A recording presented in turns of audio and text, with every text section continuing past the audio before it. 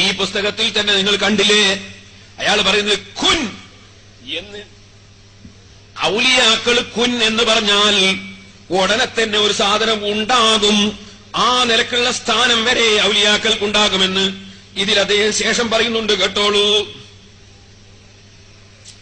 ഈ വിവരണത്തിൽ നിന്ന് അള്ളാഹുവിന്റെ അനുവാദത്തോടെ ഒരു വസ്തുവിനോട് ഉണ്ടാവണം എന്ന് അദ്ദേഹം പറഞ്ഞേക്കാം. അപ്പോൾ അള്ളാഹുവിന്റെ അനുവാദം കൊണ്ടത് ഉണ്ടാകും. കേട്ടോ, എന്നൂടേകൽ ഉടയവൻ തന്റേകൽ ആകുന്നു ഞാൻ ചൊൽകിൽ ആകും അതെന്നോറ്. ഇത് ശിർക്കാണെന്നല്ലേ മൗലവിമാരെ നിങ്ങൾ ഇതുവരെ പറഞ്ഞത്?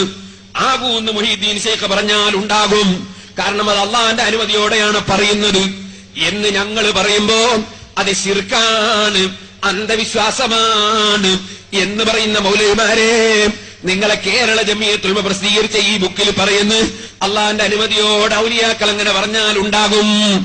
ഈ ആശയത്തിൽ ഇന്ന് നിങ്ങൾ ജീവിച്ചിരിപ്പുണ്ടോ? വെറുതെ മുസ്ലിമീങ്ങളെ ഭിന്നിപ്പിക്കാൻ നടന്നാ പോരാ. നിങ്ങൾ എന്താ മുജാഹിദ് എന്ന് തന്നെ നിങ്ങൾ പഠിച്ചിട്ടില്ല, നിങ്ങളെ സംഘടനയുടെ ബുക്ക് തന്നെ നിങ്ങൾ വായിച്ച് പഠിച്ചിട്ടില്ല. വിവരമില്ലാതെ നാട്ടിൽ ഫിത്ന ഉണ്ടാക്കാൻ നടക്കണ്ട.